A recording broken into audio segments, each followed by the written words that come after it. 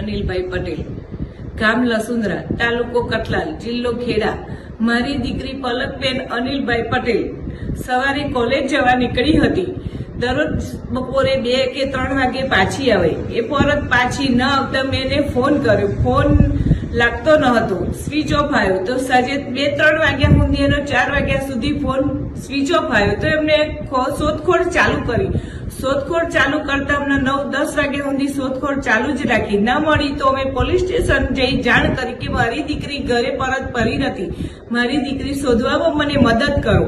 મદદ કરતા 2-4 દિવસે જાણવા મળી પોલીસમાં કે બેન, તમારી દીકરીએ લગ્ન કરી લીધા છે, પણ મારી મરજી મને ખબર નથી, મારી મરજી નથી।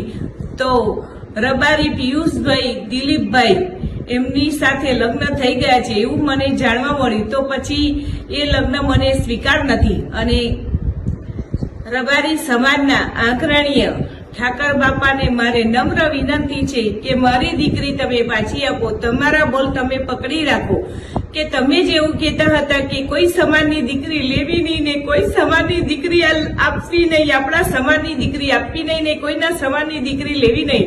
તો ઠાકરજી, તમે મારી દીકરી, તમને વિનંતી છે કે મને પાછી આપો। હું પાટીદારની એક બાઈ બોલું છું, મારી દીકરી મને પાછી જ આપો, બસ એ જ મારી વિનંતી છે। તો જ તમે